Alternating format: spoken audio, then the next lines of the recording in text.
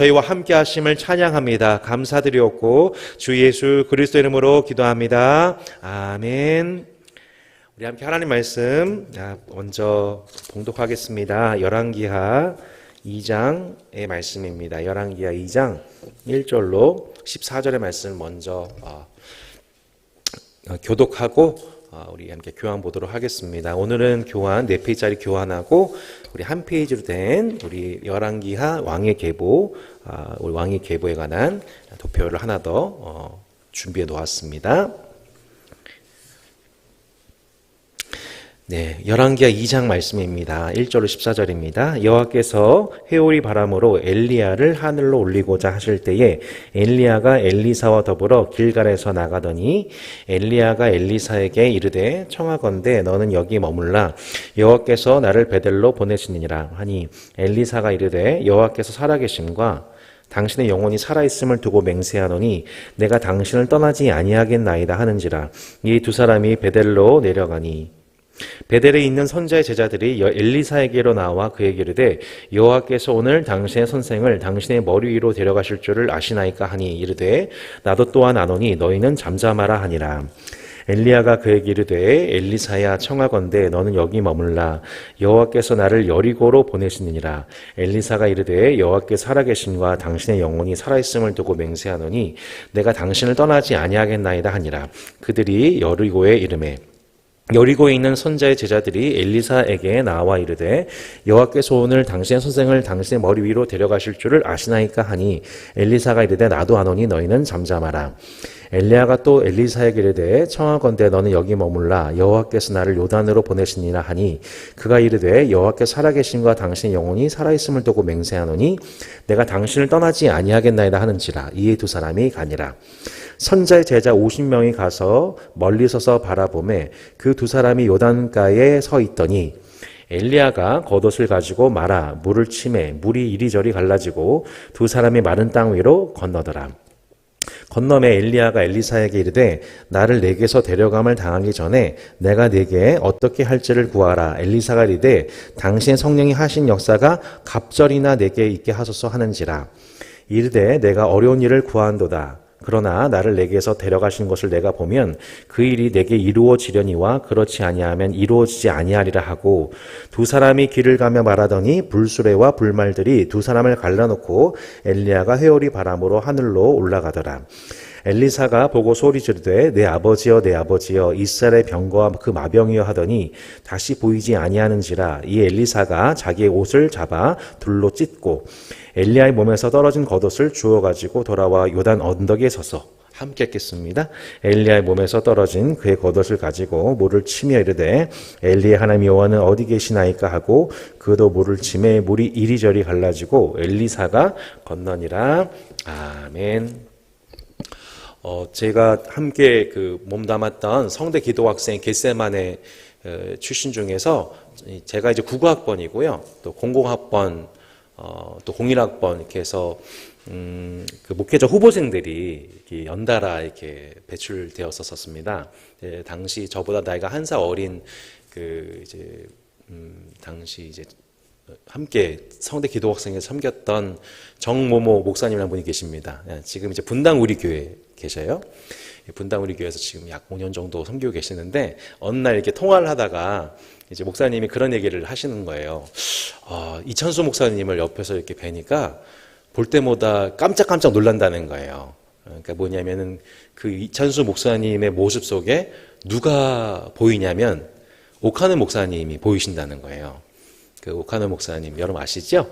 살아있는 교회 담임 목사님으로서 개척하시고 또 한국교회 제자훈련이라고 하는 아주 중요한 목회 한 획을 그시고 수많은 제자훈련 목회자들 또 제자들을 양성하신 분으로 유명하신 오카노 목사님. 근데 이제 이찬수 목사님께서 설교를 하시고 이찬수 목사님 목회를 하시고 또 제자훈련 하시는 그 모습 속에서 누구의 얼굴이 이렇게 보이냐면 오카노 목사님이 보인다는 거예요. 근데 제가 그 얘기를 듣고 참 재밌었습니다. 왜냐하면 제가 이제 저 성복조항교회 이제 9년 동안 있었잖아요. 성복조항교회에서 이제 길성훈 목사님과 함께 동역을 하면서 목사님께 목회를 이렇게 배우면서 그 길성훈 목사님께서 설교하시고 또 목회하시고 또 제자훈련하시고 또 교육자들을 훈련하시는 그 과정 속에서 누구의 얼굴을 봤을까요? 예. 여러분, 제 설교는 항상 답이 똑같아요. 이렇게 누굴까요? 예, 오카는 목사님의 얼굴이 모습이 이렇게 보이는 거예요. 그러니까 그 얘기는 뭐예요? 이찬수 목사님, 길성훈 목사님 누구의 제자였다는 얘기죠? 네. 여러분, 제 설교의 특징 뭐래요? 항상 답 똑같아요. 네, 오카는 목사님의 모습이 이제 그 이찬수 목사님, 길성훈 목사님 모습에 그대로 보여지게 되었고, 그렇다면 여러분께 묻고 싶습니다. 혹시 제 모습 속에 오카는 목사님 모습이 보입니까? 네, 여긴 대답 안 하셔도 됩니다. 네. 예. 간혹 그런 얘기는 듣습니다. 길성훈 목사님의 모습이 보여요라는 얘기를 많이 이렇게 듣습니다. 우린 다 그렇게 사실 사실 그 누군가에 우리가 다 누군가 호적이 있는 것처럼 우리 삶에 호적이 있는 것처럼 사실은 우리 신앙생활도 사실 찾고 보면 우리에게 그렇게 지대한 영향을 준 믿음의 선 후배가 있습니다. 오늘 열왕기 통째로 맛보는 이 열왕기서를 이렇게 보면서 전체를 이렇게 며칠 동안 연구를 하면서 저 개인적으로 인사이트를 얻은 부분이 바로 이 부분이에요. 우리는 다 그렇게 믿음의 선배가 있었었고 그 믿음의 선배의 후배이며 또 우리는 또 다른 믿음의 후배에게 영향을 주는 믿음의 선배로 그렇게 살아가야 된다는 것에 대해서 오늘 본문이 우리 가운데 얘기해 주고 있지 않나 싶습니다.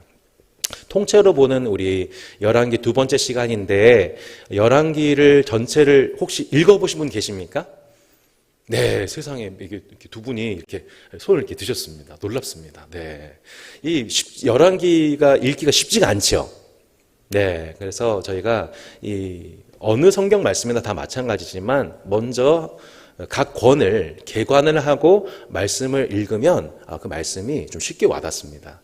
지난주에 이어서 저희가 오늘은 열왕기 하 말씀 중심으로 해서 전체 열왕기를 다시 한번 좀 개관해보는 시간 갖고자 합니다. 쉽게 개관하는 방식은 그 말씀 자체 안에 담겨져 있는 반복되고 있는 표현들 그리고 숫자 등등을 저희가 살펴보면 이 말씀 통해서 각 권의 저자가 뭐를 강조하고 있는지를 사실 저희가 쉽게 파악해 볼 수가 있어요. 숫자로 보는 열왕기도 좋은 방식인 것 같은데 저희가 지난주에 저희가 이미 학습했던 부분이었지만 총 몇 명의 왕이 관한 기록이라고 제가 말씀드렸죠. 총 40명의 왕입니다. 40명. 제가 정말 40명인가 막 이렇게 세봤어요. 이렇게 세봤는데 엄밀히 말하면 그 솔로몬 이후에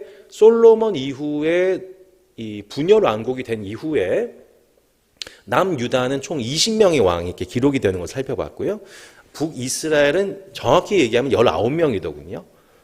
근데 이제 사람마다 이거를 이제 솔로몬을 또 북이스라엘 낳은 이제 원흉이라고 봤었을 때에 솔로몬을 북이스라엘의 초대격으로 봤었을 때 해석한다면 20 이렇게 이제 도열이 되는 것 같아요.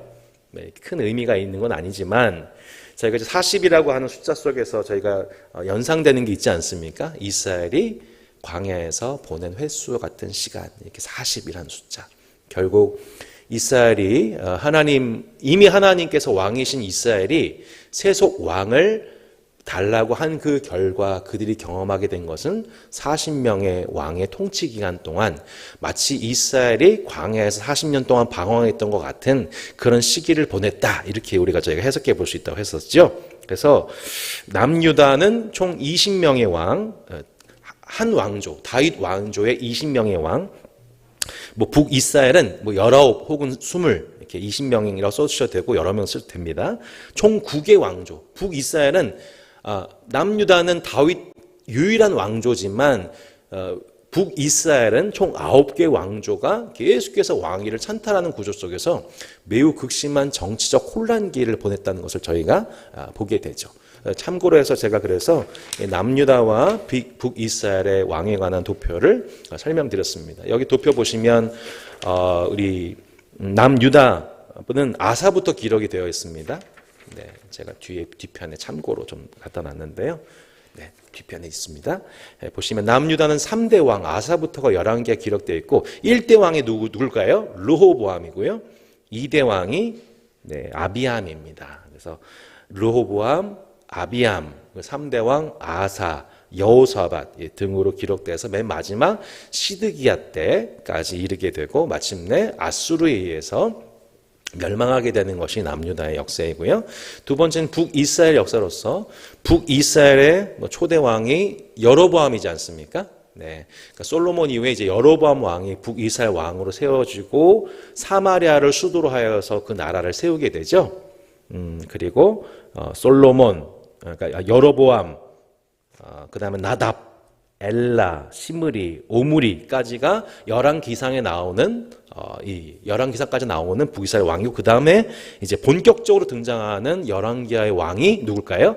아합, 그 유명한 아합, 또 아하시아에서부터 맨 마지막 북이스라엘 왕이 호세아까지 총 20대 왕이 기록되어 있다고 정리해 볼 수가 있습니다.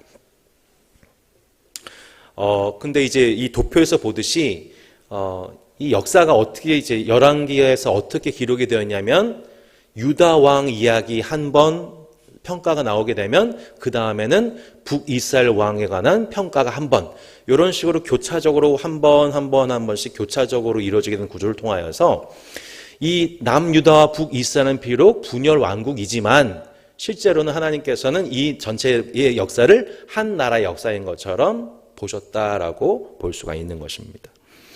이번에 보시듯 북이스라엘의 왕들의 통치 기간은 평균 10년이었습니다. 그러니까 20명의 왕이 평균 10년을 다스렸으니까 그 역사 기간이 200년 정도였다는 것이 보게 되는 것이죠. 반면 남유다 왕들의 경우에는 경우에 따라 다르지만 총 평균 17년입니다. 20명의 왕이 17년 정도를 제휴했다는 것이니까 340명 정도를 남유다가 북이스라엘에 비해서 더 긴 기간을 통치했다. 아마도 이 왕 중에 전체 왕 중에 20명의 왕 중에 약 8명 정도는 하나님 앞에 정직하게 행한 결과이기도 하고 또한 다윗 왕권의 정당성이 남유다에 있어서 하나님의 은총이 긴 결과로도 해석해 볼 수가 있겠죠. 3번에 보시면 그렇지만 전체적으로 봤었을 때 왕들이 악을 행했다는 표현이 전체 열왕기에서 몇 번 등장하냐면 38선, 38번 등장을 합니다. 그러니까 전체적인 평가는 인간 왕을 세운 그 결과 인간은 그 인간에게 악을 행했다. 하나님의 햇살들을 구현해내지 못한다는 것이 드러난 책이 열왕기서라고 볼 수가 있는 것이죠. 자, 우리 북이스라엘과 남유다에 관한 왕들에 관한 평가 기록들이 나와 있는데 북이스라엘 왕은 그 평가 기준이 뭐냐면 여로보암의 죄라고 합니다. 자, 여로보암의 죄가 무엇인지 우리 열왕기상 12장 28절 말씀 한번 보겠습니다. 열왕기상 12장 28절로 33절 말씀. 열왕기상 12장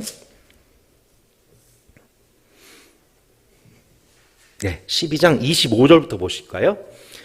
보시면 이렇게 말씀 나와 있습니다. 여로보암이 에브라임 산지에 세겜을 건축하고 거기서 살며 또 거기서 나가서 분우엘을 건축하고 그의 마음에 스스로 이르기를 나라가 이제 다윗의 집으로 돌아가리로다.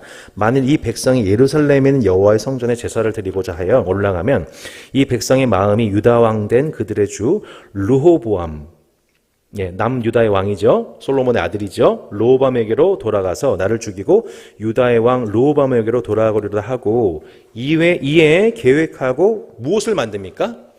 두 금송아지를 만들고 무리에게 말하기를 너희가 다시는 예루살렘에 올라갈 것이 없도다. 이스라엘아, 이는 너희를 애굽 땅에서 인도하여 올린 너희의 신들이라 하고 하나는 베델에 두고 하나는 단에 둔지라.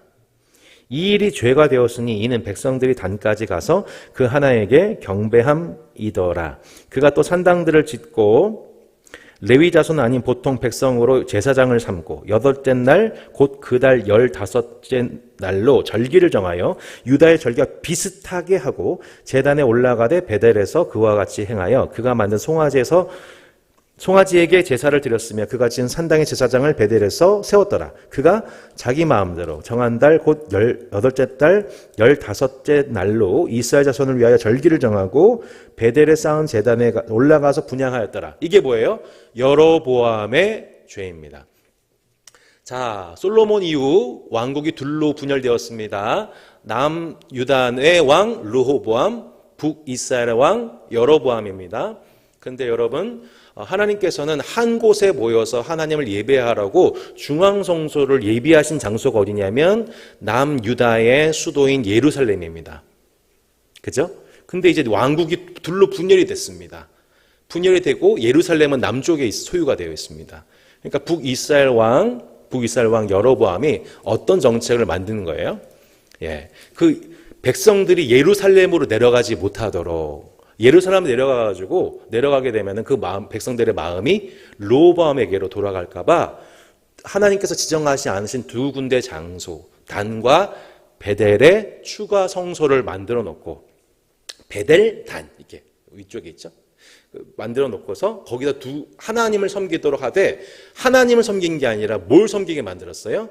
네, 금송아지 2마리를 만들어가지고 대형 금송아지를 만들어서 제단에 두고 여기에 와가지고 하나님을 예배하도록. 심지어는 여러분 제사를 담당하는 사람은 누굽니까? 제사장이죠. 레위인 출신으로서 제사를 담당해야 되는데 비레위인 출신들도 얼마든지 제사장으로 임명할 수 있도록 하는 사사기 말기의 현상이 다시 한번 되풀이되게 되면서 아무나 다 제사장 세우고 그 다음에 거기다가 금송아지 앞에서 예배하게 만들며, 더 나아가서 8째 날, 15째 날, 그러니까 8월 15일, 쉽게 얘기해서 8월 15일에 절기를, 8월 15일에 없는 전통의 절기를 비슷하게, 여호와의 절기를 본따 비슷하게 절기를 만들어서 하나님을 섬기도록 하게 되면서 한마디로 무슨 종교를 만든 거예요? 네, 정확하게 표현하셨네요. 신흥 종교를 만든 겁니다. 신흥 종교. 제가 예전에 한국 철학을 전공을 했었었는데요. 한국 철학에서 실제적으로 주의 깊게 봤던 그 강의가 뭐냐면은 한국 현대의 신흥 종교에 관한 부분이었었어요. 이게 역사적입니다. 우리가 지금 신천지 문제 보지만 신천지 문제를 알려면은 맨 처음에 통일교부터 쭉 봐야 되잖아요. 이렇게 신흥 종교의 그 뿌리가 있거든요. 그런 것처럼 지금 이스라엘이 완전 출애굽한 이스라엘이 시내산에서 하나님을 만나게 된 시내산 언약에 근거한 여호와 하나님을만을 섬기는 것이 아니라, 그 정체성이 아니라 아예 말씀하신 대로 신흥 종교를 지금 만들어내가지고 여호와 대신에 금송아지 곧 바알을 섬기고, 또 누구나 다 제사장이 될 수 있는 새로운 법을 만들어내고, 또한 여호와 종교와 비스무리해 보이는 절기를 만들고 하는 방식으로 아예 새로 신흥 종교를 만들어서 이스라엘 백성들로 하여금 바알과 아세라를 섬기게 만든 북이스라엘은 한마디로 신흥 종교 집단이 되어버리게 되었고, 그것이 바로 여로보암의 죄였다라고 합니다. 여로보암의 죄. 그러니까 북이스라엘에서 열왕기에서 나타나는 20명의 왕들은 다 여로보암의 길로 갑니다. 한 명도 없어요.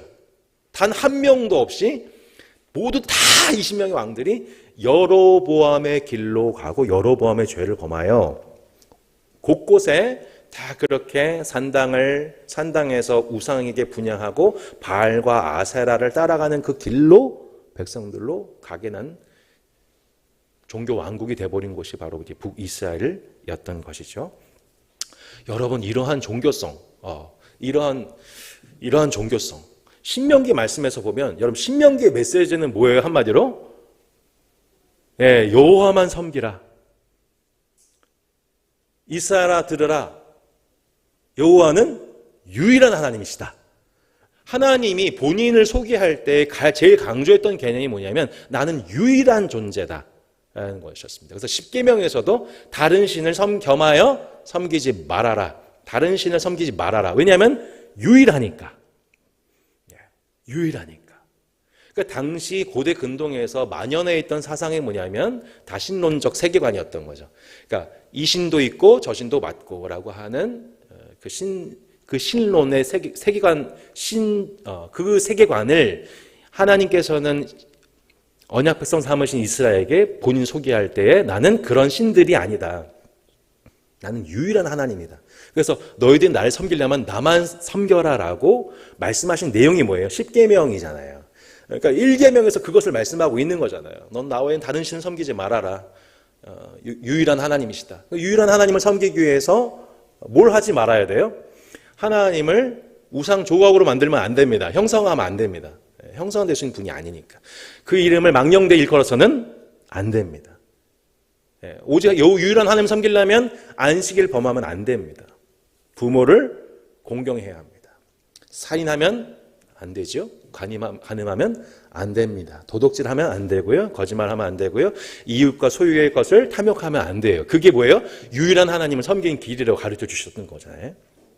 근데 결과적으로 북이스라엘은 어떤 길로 가게 되냐면 하나님을 대체하는 금송아지를 만들죠. 근데 이 일은 여러분 이미 출애굽한 이스라엘 백성들, 시내산 언약을 맺을 당시에 이스라엘 백성들이 했던 일이에요. 그죠? 하나님 앞에 시내산에 올라간 모세가 하나님의 말씀 돌판을 새기러 가는 그 사이에 누가요? 아론이 너희들이 금붙이 다 가져와 하면서 황금 금송아지를 만들어서 이것이 너의 하나님이야 라고 만들고 그렇게 다른 신을 겸하여 하나님을 섬기게 만들었던 죄가 지금 다시 여로보암에 의해서 이것이 전국화되고 있죠. 전국화되고 있죠. 여러분, 우리 속에 있는 인간의 죄성이라는 게 뭡니까? 겉으로 드러난 이렇게 살인하고 강도짓하고 그런 것들이 아니라 우리 속에 본질적으로 하나님을 겸하여 다른 것을 겸하여 섬기려고 하는 게 인간의 죄, 우상숭배인 겁니다. 이게 얼마나 뿌리 깊은지. 그러니까 이게 한평생 우리 신앙생활하는 게 뭐냐면 교회 봉사를 열심히 하는 거가 아니에요. 이게 본질이 아니에요. 한평생 하나님만 섬기는 법 배우는 것입니다. 다른 건 다 외적인 수단이에요. 표현이고 본질은 뭐냐면 내가 하나님만 섬기겠다고 하는 신앙. 이것을 지켜가는 것. 그래서 실제적으로 하나님과 겸하여 무언가를 섬기려고 할 때 그것에 대해서 매우 불쾌하시고 분노하시고 질투하시는 하나님을 느끼면서 그분의 불편함을 느끼면서 하나님 제가 깜빡했어요. 하나님 제가 잘못했어요.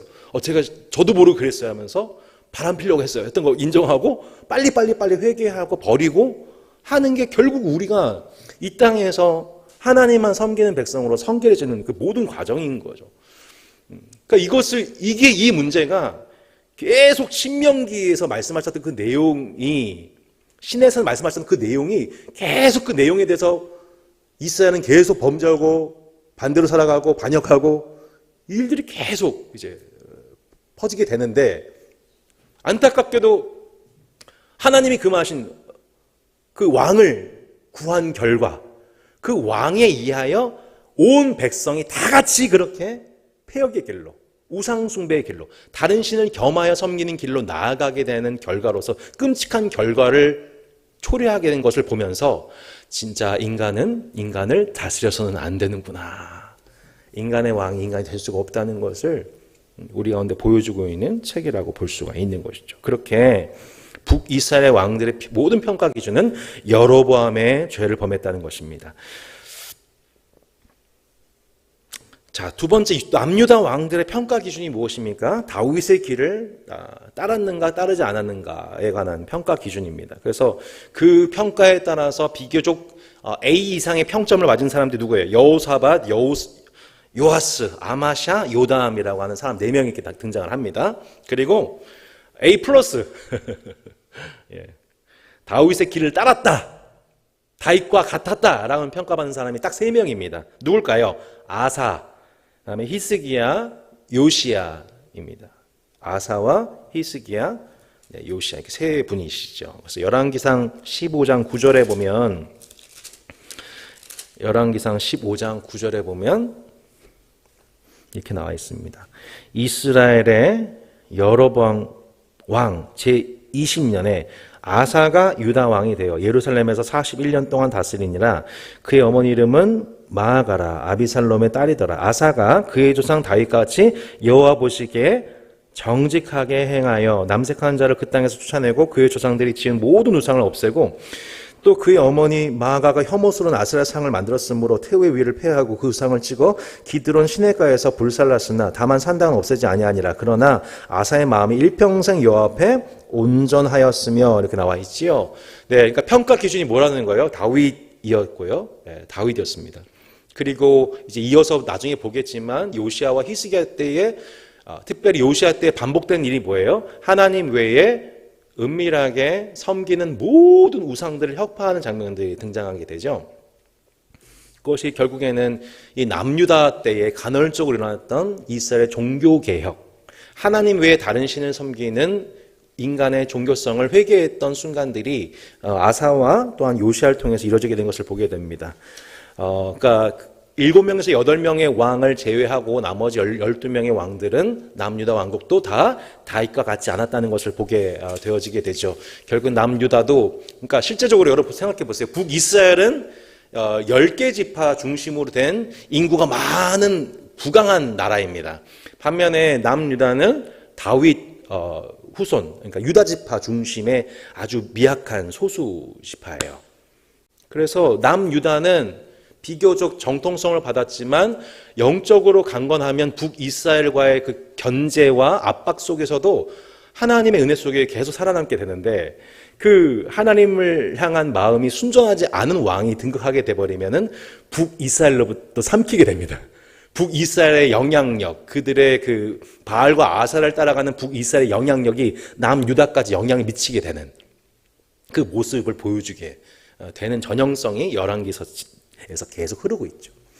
열왕기 전체 구조를 저희가 좀 살펴볼 필요가 있는데요.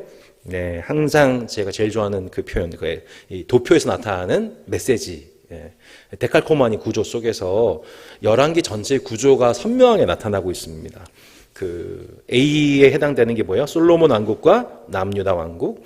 그리고 B에 해당되는 게 뭐냐면 북이스라엘의 왕국의 건립 그리고 멸망에 관한 얘기가 B에 해당되는 얘기고요.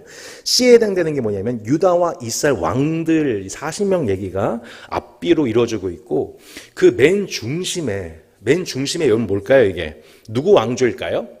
네, 여기서 조선 왕조 하시면 안 됩니다. 뭐예요? 오므리 왕조입니다. 오므리 왕조.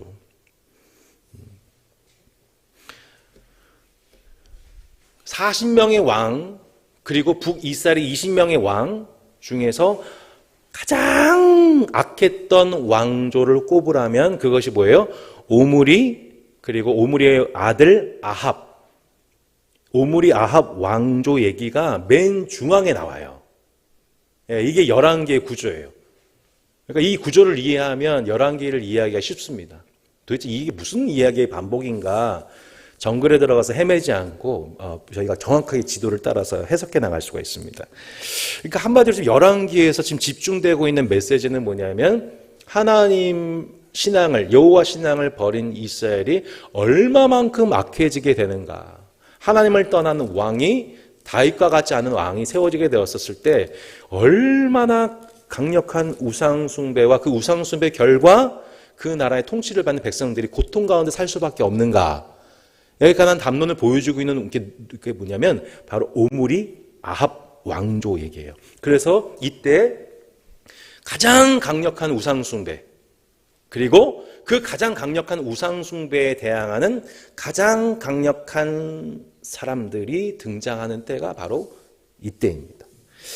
자, 오므리 아합 왕조에 관한 얘기를 이제 5번의 내용에서 볼 텐데요. 이 오므리 아합 왕조 통치 기간이 기간적으로 보면 얼마 되지가 않아요. 얼마 된지 한번 살펴볼까요? 열왕기상 16장 21절로 28절에 보면 이렇게 나와요. 먼저 오므리 얘기인데요. 열왕기상 16장 21절입니다. 그때 이스라엘 백성이 둘로 나뉘어 그 절반은 기낫의 아들 디브리를 따라 그를 왕으로 삼으려 하고 그 절반은 오므리를 따랐더니 오므리를 따른 백성이 기낫의 아들 디브니를 따른 백성을 이긴지라 디브니가 죽음에 오므리가 왕이 되냐. 아무래도 왕권 찬탈에 관한 두 그룹의 싸움이 있었어요. 그러니까 디브리는 거의 왕이라고 보기도 어렵고 왕이 아니라고 보기도 어려운 이제 아주 3일처에 해당되는 왕이 디브니였죠. 23절 유다의 아사왕 제31년에 오므리가 이스라엘 왕이 되어 12년 동안 왕이 있으며 디르사에서 6년 동안 다스리나 총 18년을 다스렸다는 뜻입니다. 그가 은 2달란트로 세벨에게서 사마리아 산을 사고 그 산 위에 성읍을 건축하고 그 건축한 성읍 이름을 그 산 주인이었던 세벨의 이름을 따라 사마리아라 일컬었더라.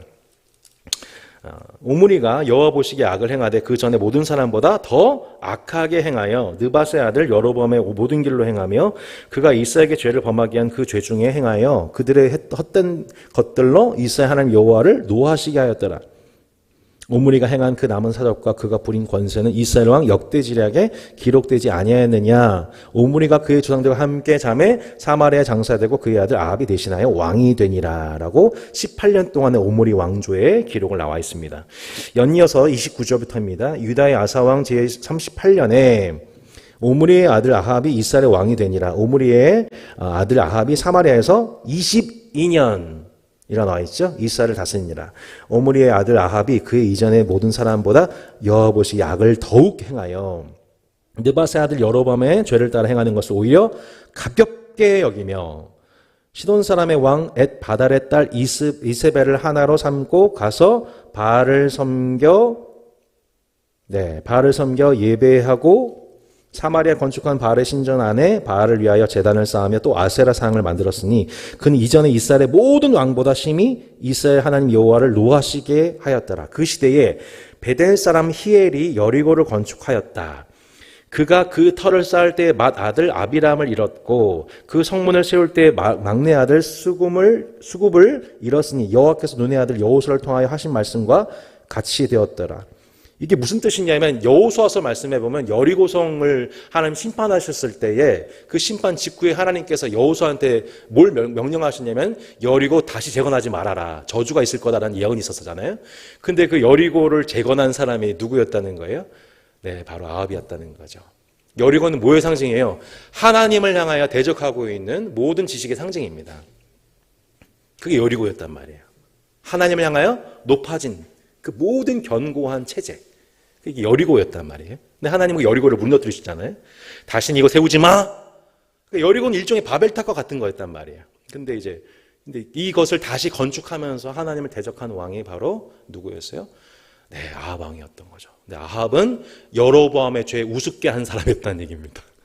그 이전에 어떤 왕보다 악한 자가 바로 아합이었다는 거예요.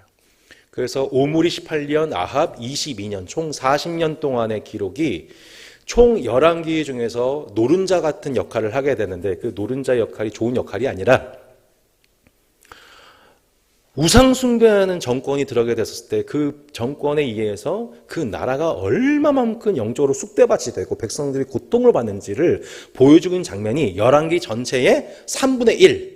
기간적으로 보면은 40년밖에 되지 않아요. 예, 기간적으로 보면은 한 5분의 1 정도인데 전체 기록은 3분의 1이 집중되어 있다는 것을 볼 때에 지금 특별히 열왕기에서 선지자적 관점을 쓰여지기는 열왕기에서는 아합과 오므리 정권이 나타나고 있는 그 폐역함에 대해서 드러내는 것을 주된 목적으로 하고 있다라고 우리가 결론적으로 볼 수가 있는 거죠.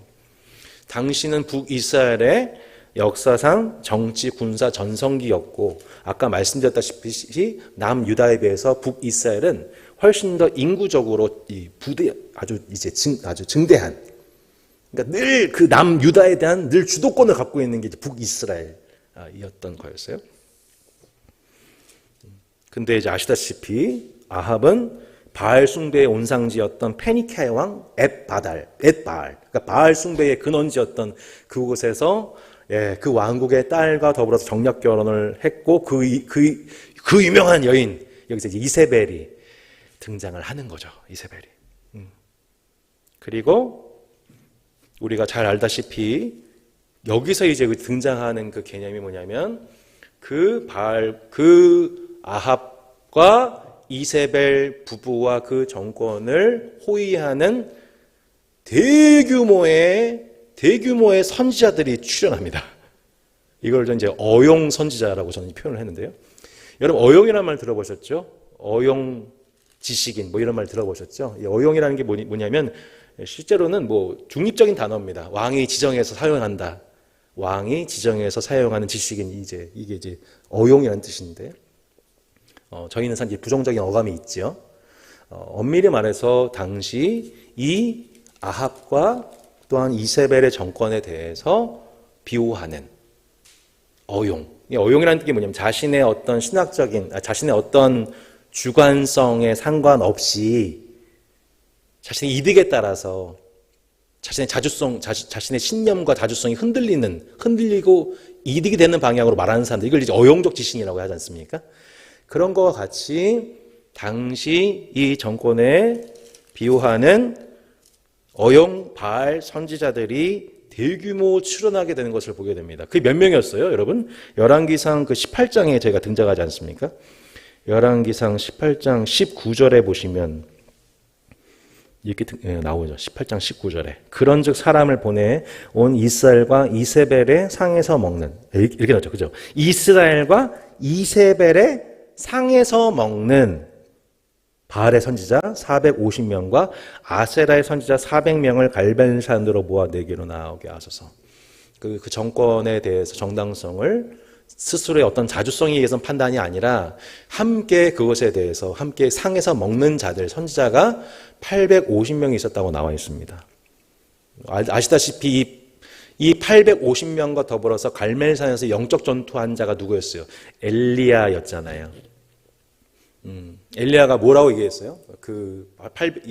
특별히 갈멜산에 모인 바알 선지자 450명과 싸우게 되면서 백성들한테 이렇게 얘기하죠. 너희가 언제까지 머뭇머뭇하려느냐? 너희가 언제까지 머뭇머뭇하려느냐? 여호와가 너희 하나님이면 여호와만 섬기고 바알이 너희 하나님이면 바알만 섬겨라. 그러니까 여기서 이제 나타나고 있는 이스라엘의 신앙이 뭐였다는 거예요? 북이스라엘의 신앙이 뭐였어요?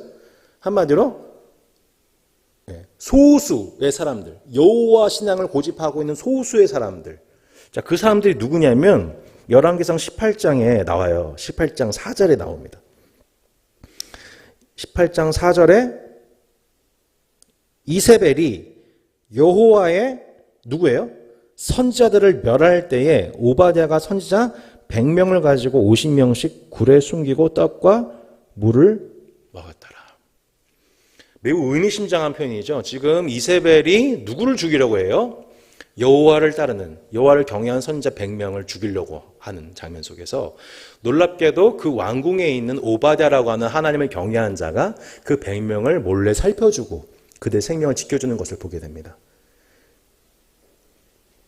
그러니까 북이스라엘 가운데서 여호와만 섬기고 있는 선지자, 그리고 그들의 말을 따라가고 있는 백성들이 없는 것은 아니었고 매우 소수였다는 것을 보여주게 되는 거예요.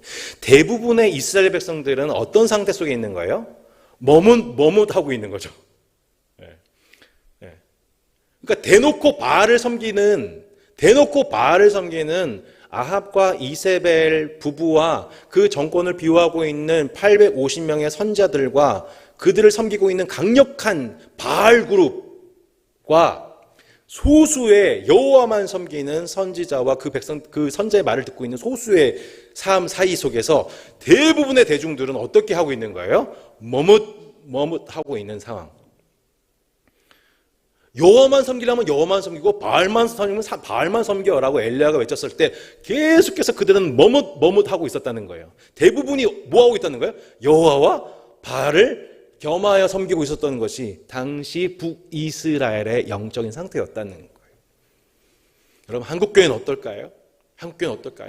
대놓고 바알을 섬기는 우상숭배자들, 그리고 오직 여호와만 섬기는 것을 얘기하는 그런 사람들, 그리고 이 대부분은 사실 여호와와 바알을 겸하고 있는 형태의 신앙은 아닌지 우리가 점검해 볼 필요가 있다는 것입니다.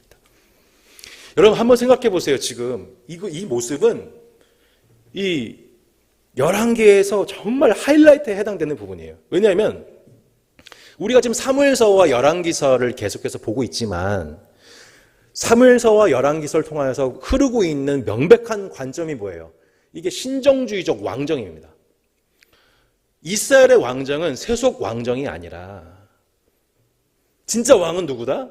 하나님이시고, 그래서 세속 왕을 세우는 요구를 하나님 허용하셨지만 그 왕의 킹 메이커, 킹 브레이커 역할은 누가 하는 거예요? 선자가 해요. 그런데 지금 이스라엘에 이 시스템에 큰 문제가 생겼어요. 제가 그 큰 문제가 언제 생겼냐고 말씀드렸냐면 솔로몬 때 생겼다고 말씀드렸죠. 솔로몬 때 다윗은 갓이 있고 나단이 있는데 솔로몬은 은금을 많이 두고 여자를 많이 두고 군만을 많이 두는데 그것에 대해서 지적하는 선자가 없어요. 거의 죄송합니다. 네. 엄청난 힘을 독식한 형태의 왕권이 수립이 되게 되면서 선자가 보이지 않는 시대가 출현하게 되고 그 결과로서 분열왕국이 이루어지게 되고, 그리고 놀랍게도 하나님의 말씀을 대언하는 사람들이 소수로 전락하고 집단적으로 바알 숭배를 찬양하고 그 정권을 돕는, 함께 식탁에서 식사를 함께 하는 집단 거짓 선지자들이 출현하는 시기가 됐다는 거예요. 그 전에는 없던 현상이에요, 이게. 사무엘서 때까지 여러분 그런 선지자가 없잖아요. 집단적으로 하나님을 빙자하여, 하나님 말씀을 빙자하여서 하나님 말씀을 하는 것이 아니라 자기의 말을 하면서 그것을 통해서 이득을 얻는, 정치적 안정을 얻는, 이런 하나님이 세우신 선지자라고 하는 이 거룩한 직책이 이렇게 변질되어 버리게 되는 형태의 출현이 바로 이때 출현한다는 거예요. 조금 이제 적절한 표현인지 모르겠지만 이 남부의 한 도시에 갔더니 대한예수교 장로의 합동 측 마크가 버젓이 이렇게 있는데 창립 예배를 드리더래요. 그래서 그곳에 갔대요. 근데 알고 봤더니 거기에 있는 목사와 찬양하는 모든 사람들이 다 신천지였던 거예요. 창립 예배인데. 근데 얼마 전까지 근데 이제 알고 봤더니 이게 뭐냐면 건물 세 문제 때문에 신천지에 어떤 목사님이 그 건물 세 문제 때문에 신천지한테 그 건물을 빌려주고 합동 마크까지 쓸 수 있도록 허용해 준 거예요. 속사정은 있긴 섞겠지만,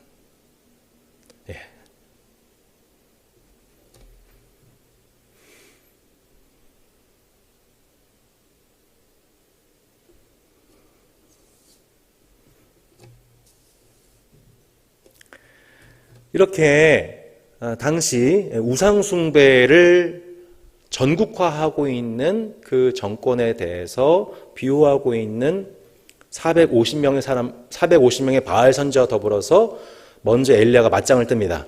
그리고 마침내 여호와가 하나님인 것을 증명해내죠. 불의 심판을 통하여서 450명이 바알 선지자들이 한꺼번에 처단이 된 사건이 일어나게 된 거예요. 나머지 아세라 선지자 400명이 남아 있었습니다. 자, 이 사람들은 하나님 어떻게 심판하시느냐? 열왕기상 22장에 보면은 이런 사건이 나와요.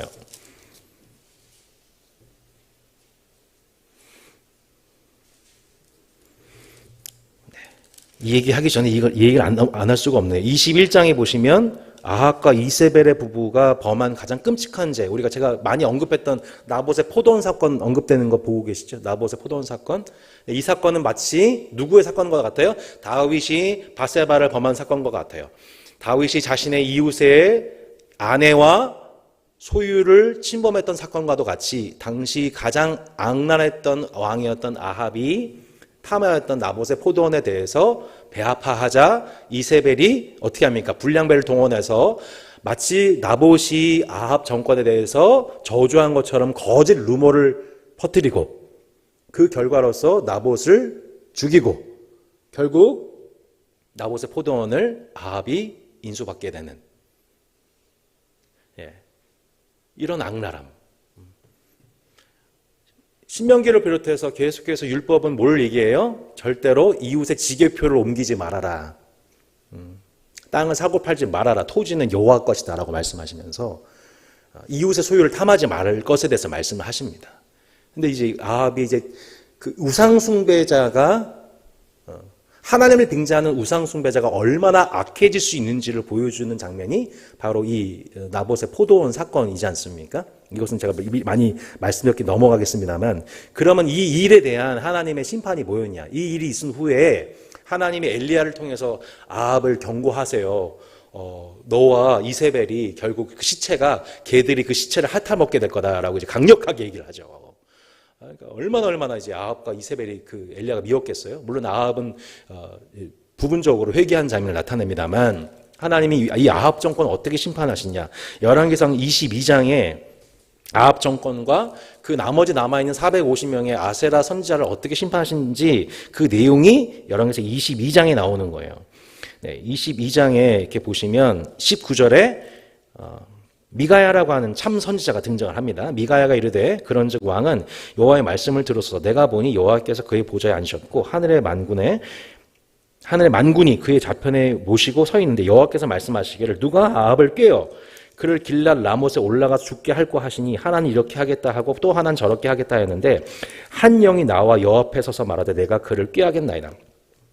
여호와께서 그에게 이르시되 어떻게 하겠느냐 이르되 내가 나가서 거짓말하는 영이 되어 그의 모든 선자들의 입에 있겠나이다. 여호와께서 이르시되 너는 꾀겠고 또 이르라 나가서 그리하라 하셨은즉 이제 여호와께서 거짓말하는 영을 왕의 이 모든 선자 입에 넣으셨고 또 여호와께서 왕에 대하여 화를 말씀하셨나이다 라고 하나님의 어전 회의에 참여한 참선자 미가야가 어떤 장면을 봤냐면 그 왕 옆에 아합 왕 옆에 하는 여러 선자들인데 그 여러 선자들이 거짓말하는 것을 내가 보았다라는 얘기를 하죠.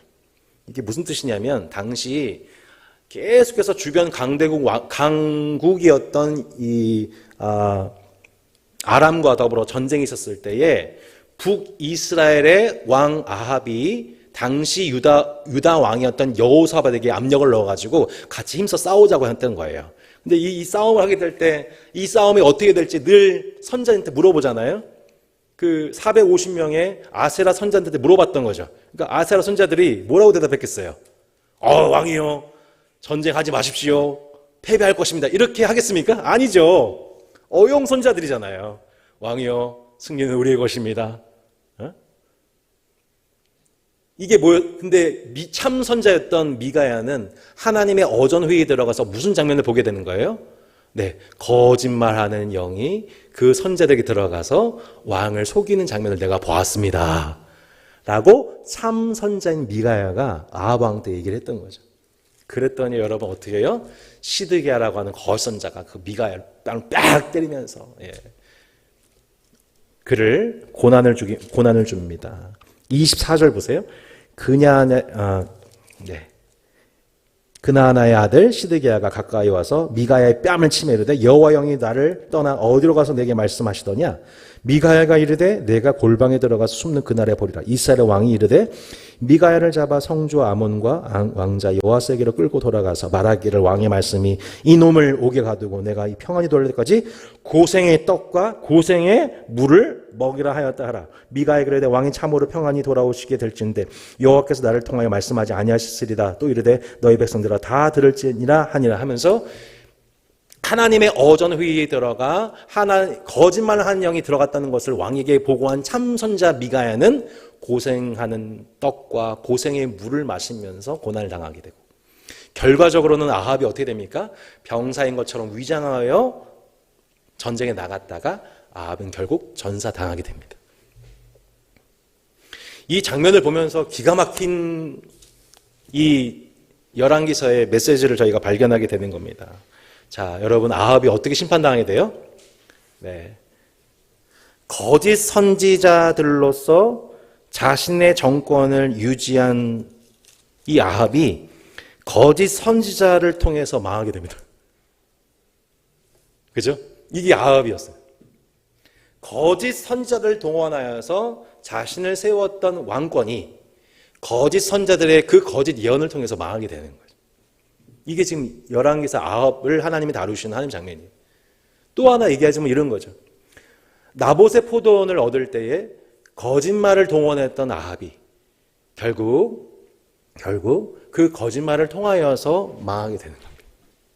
사람은 결국 그 사람이 의지하는 그것에 의해, 하나님 외에 의지한 그것에 의해 결국 망하게 되는 거죠. 하나님 외에 자신의 지혜를 의지한 사람은 자신의 지혜로 망하게 됩니다. 하나님 외에 자신의 용맹을 의지했던 사람은 용맹에 망하게 되는 거고요.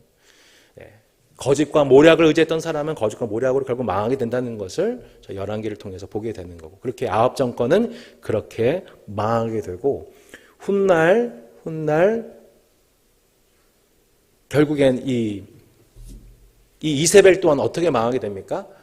엘리사가 기름 부은 예후라고 하는 북이스라엘 왕에 의해서, 그도 악한 왕이었지만 결국 그 예후라는 왕을 통하여서 북이스라엘에 남아있는 이세벨, 아합의 또한 속했던 사람들, 아하시아의 사람들, 예후가 싹 다 처단해버리죠.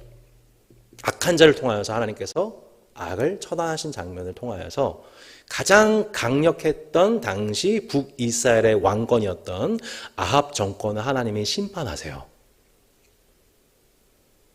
꿈쩍도 하지 않을 것 같아 보였던 강력한 위세를 자랑하며 거짓 선지자와 거짓 종교를 동원하여 자신을 세웠던 가장 악랄한 왕들이 있었던 그 시기, 그리고 참 선자들이 뺨을 맞으며 고생하는 물을 마시고 소수의 선자들이 자신의 몸을 피할 수밖에 없었던 그 시기 때 하나님은 놀랍게도 가장 악랄한 왕들이 들어선 그때에 가장 강력한 하나님의 선자들을 예비하셨습니다. 그게 누구였어요? 엘리야, 엘리사였던 것이죠. 이게 이제 하나님의 놀라운 섭리라고 볼 수가 있는 것이죠.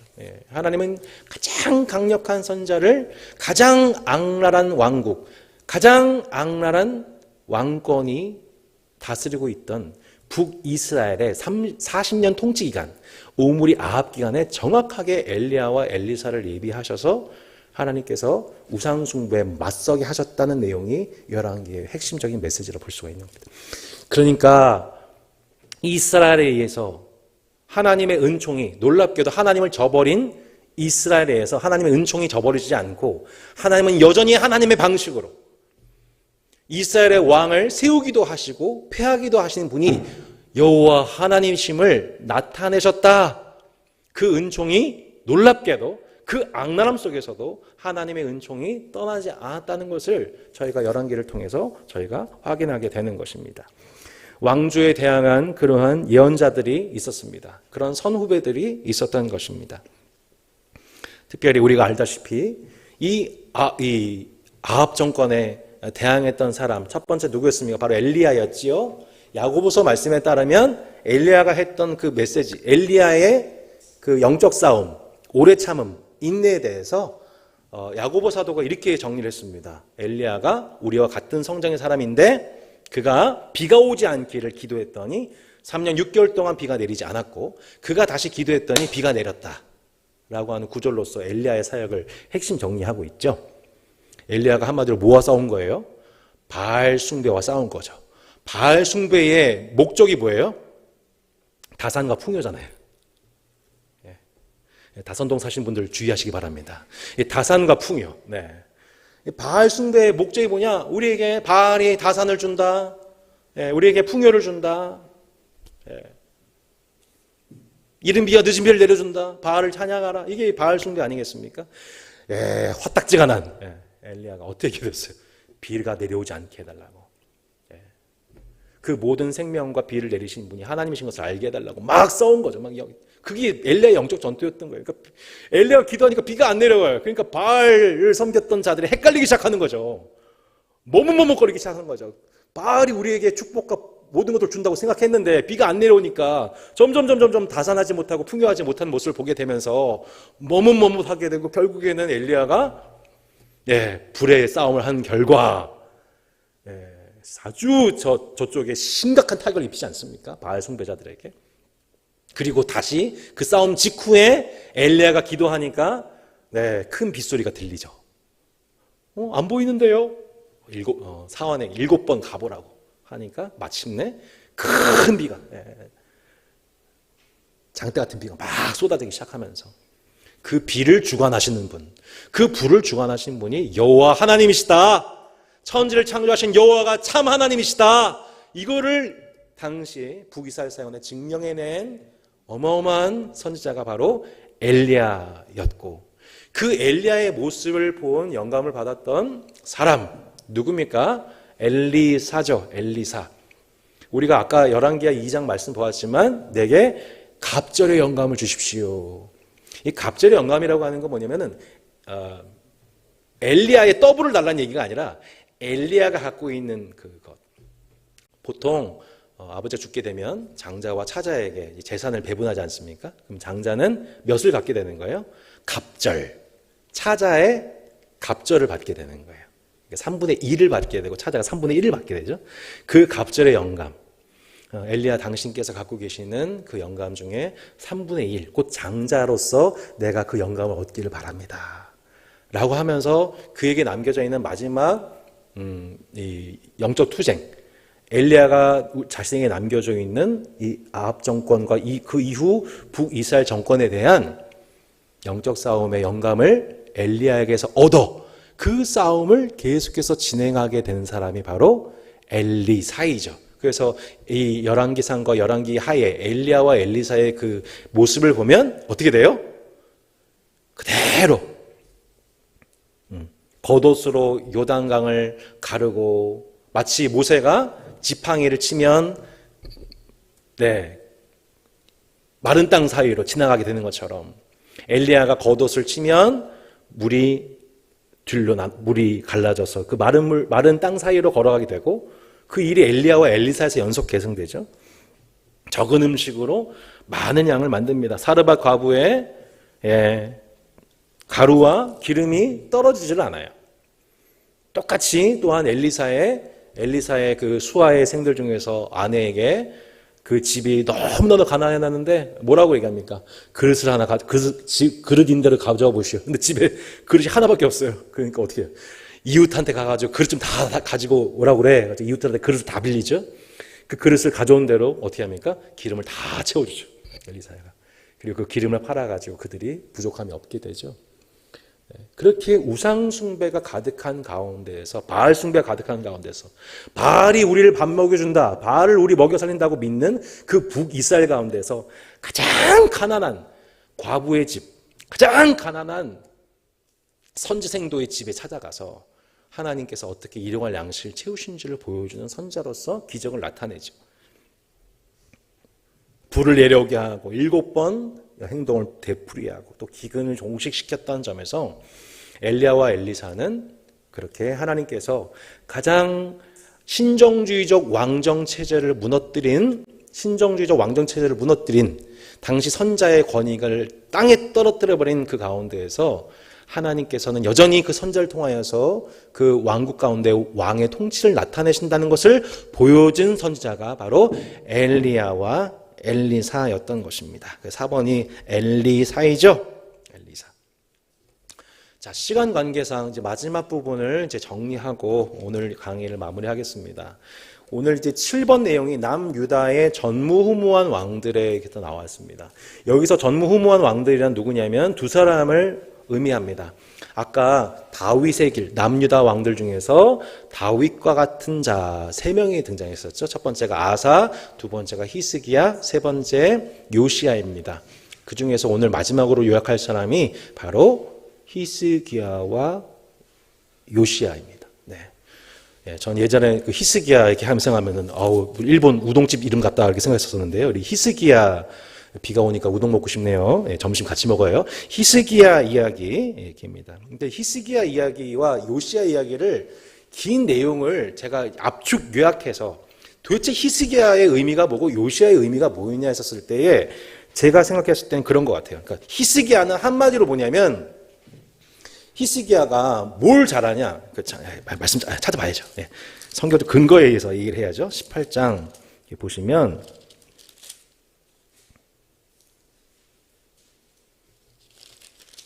짧게 보겠습니다.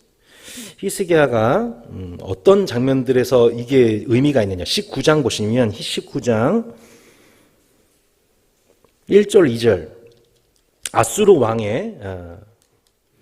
아수르 군대에 에워싸움을 당하게 되었을 때 했던 장면입니다. 히스기야의 왕이 듣고 그 옷을 찢고 굵은 배를 두르고 여호와의 전에 들어가서 왕궁의 책임자인 엘리야김과 서기관 셈나와 제사장 중 장로들에게 굵은 배를 돌려서 아모스의 아들 선지자 이사야에게로 보내매.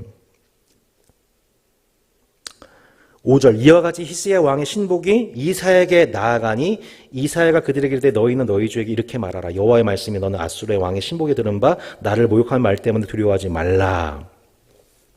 20절 아모스의 아들 이사야가 히스기야에게 보내 이르되 이스라엘 하나님 여호와의 말씀이 내가 아수르 왕 산일 때문에 내가 기도하는 것을 내가 들었노라 하셨나이다. 20장 1절 그때 히스기야가 병들어 죽게 되며 아모스의 아들 선지자 이사야가 그에게 나아가서 그에게 이르되 여호와의 말씀에 너는 집을 정리하라 내가 죽고 살지 못하리라 하셨나이다. 마지막 20장 16절 이사야가 히스기야에게 이르되 여호와의 말씀을 들으소서. 제가 이 구절들을 보면서 이게 메시지가 분명해지는 거예요. 지금 이사야가 뭘 회복하고 있는 거예요? 신정주의적 왕정을 회복하고 있죠.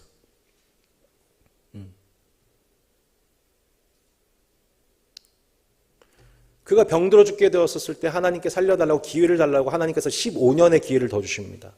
그리고 이사야가 맨 마지막에 뭐라고 그래요? 이제 너의 왕궁의 모든 것은 바벨론의 것이 될 거야. 그러니까 히스기야가 뭐라고 하냐면 네 그렇습니다. 그렇게 되겠네요라고 인정을 합니다. 그러니까 지금 이 남유다와 북이스라엘 그 왕정 체제 속에서 계속 이스라엘은 뭘 무너뜨렸어요? 신정주의적 왕정 체제를 무너뜨려서 하나님의 통치, 선지자를 통한 하나님의 통치를 계속 거부합니다. 우리 인생이 그래요. 우리 인생이 그렇다고요. 그죠? 하나님 말씀 듣기 싫잖아요. 옆에서 누가 하나님 말씀 가지고 옳은 소리 하는 거 꼴 보기 싫잖아요. 그냥 내 왕권을 세우고 싶은 거예요. 우리 인생은 계속해서. 근데 이사야가 뭘 하고 있는 거예요? 신정주의적 왕권 인정합니다 하면서 계속 누구를 청해요? 이사야 말 듣죠. 이사야를 선지자들을 박해하고 거짓 선지자를 동원해가지고 하나님의 음성이 아닌 자신의 욕심을 채우는 거짓 음성을 기대고 그게 우리의 인생이에요. 그래서 디모데한테도 사도 바울이 뭐라고 얘기를 합니까? 야 말세에 고통한 때가 이를 건데 사람들이 다 자기 사욕을 따를 스승을 많이 두게 된다. 자기 사욕을 따를 하나님 말씀 올바른 말씀을 듣기 싫어하고 바른 교훈을 받는 걸 싫어하고 점점 사람들이 뭘 좋아하게 되냐면 자기 사욕을 따를 스승 좋아하게 된다. 내 욕심 채워주는 말, 두둔하는 말 해준 사람 말 좋아하고 좋아요 누르고 댓글 달고 따르게 된다. 너는 그렇게 살지 말아라. 너는 하나님 말씀 전해라. 지금 이 히스기야가 우리 가운데 보여주고 있는 정말 중요한 장면이 뭐냐면 그가 그러한 세대 속에서 다시 신정주의적 왕정으로 자신을 낮추고 있는 모습. 저는 하나님 말씀 필요합니다. 저는 왕이지만 선지자에 의한 통치를 믿습니다. 선지자의 말을 듣는 것이야말로 하나님의 통치가 우리 왕국 가운데 임하는 길을 믿습니다라고 다시 엎드리는 이 장면의 전형적인 이 모습. 여러분 이게 뭐예요? 종교개혁인 거예요. 이 종교개혁이 필요한 거예요. 누구에게요? 우리 개인에게, 또 우리 교회에게, 또 한국교회에게. 이 전형적인 종교개혁의 원형이 된 인물이 첫 번째 누구예요? 히스기야고요. 두 번째 인물이 누구냐면 마지막으로 볼 인물인 요시야인 거예요. 요시야의 종교개혁이죠. 요시야의 종교개혁이 여러분 어디서 일어나게 됩니까? 열왕기하 22장 8절을 보면 이렇게 나와 있습니다. 열왕기하 22장 8절 이렇게 나옵니다. 대제사장 힐기야가 서기관 사반에게 이르되 내가 여호와의 성전에서 율법책을 발견하였노라 하고 힐기야가 그 책을 사반에게 주니 사반이 읽으니라. 서기관 사반이 왕에게 돌아가서 보고하여 이르되 왕의 신복들이 성전에서 찾은 돈을 쏟아 여호와의 성전을 맡은 감독자 손에 맡겼나이다 하고 또 서기관 사반이 왕에게 말하 이르되 제사장 힐기야가 내게 책을 주더이다 하고 사반이 왕의 앞에서 읽음에 왕이 율법책의 말을 듣자 곧 그의 옷을 찢으니라. 자, 여러분 이 장면을 보면서 참 저 개인적으로 참 전율이 돋습니다. 왜냐하면 이 비로소 요시야 때에 이 발견하게 된 율법책이 제가 저번에 말씀드린 무슨 책이에요? 신명기예요. 신명기 일부예요. 신명기 일부를 보고서 그가 어떻게 합니까? 이 서기관이 그 말씀을 쭉 읽어 내려가죠. 근데 놀랍게도요, 이 장면이 신명기에 그대로 나와 있어요. 신명기 한번 마지막으로 찾아보겠습니다. 신명기 17장.